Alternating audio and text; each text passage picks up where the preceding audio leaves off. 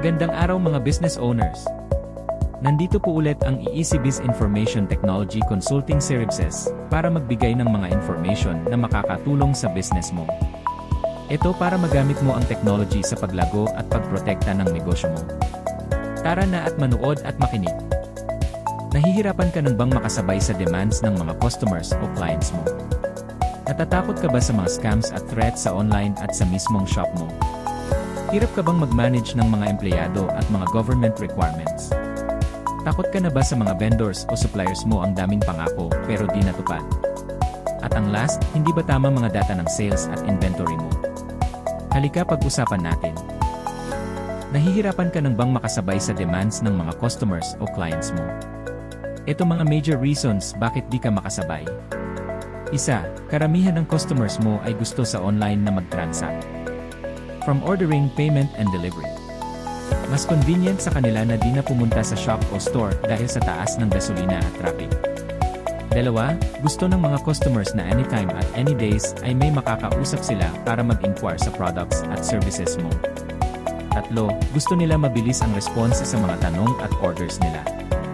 Ayaw nila maghintay ng next working days or weeks bago sila makakuha ng answers sa mga inquiries nila.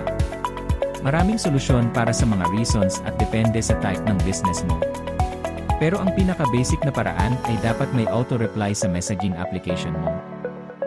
Natatakot ka ba sa mga scams at threats sa online o sa mismong shop mo? Ito mga top scams o threats ngayon. First, fake transaction or online user just playing around with shop. No intention to buy. Second, fake identification.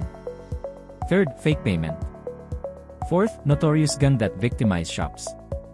Ang unang defense mo dito ay paggamit ng one-time password na send sa mobile phone ng customers or shop owners. Para sa online transactions. Sa shop on-site, maglagay ka ng surveillance camera.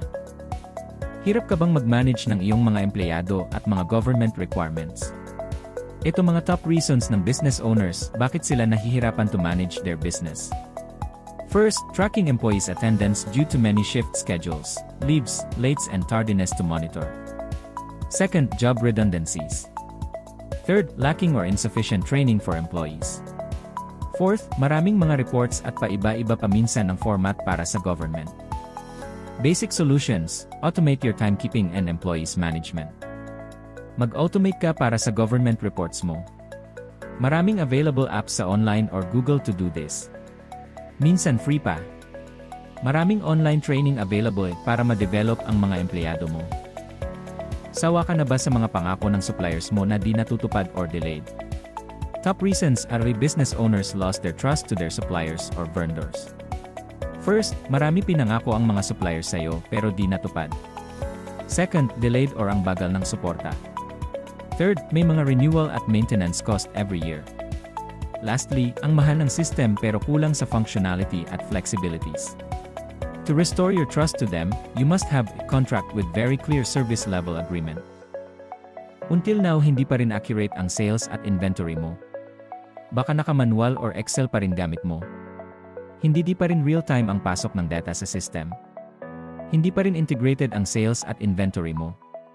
Panahon na para gumamit ng fully automated na sales and inventory system. Zero or less manual will result to better reports. Kung gusto mo ng mga ganitong impormasyon, mag-like, share at mag-subscribe sa aming channel. Maraming salamat!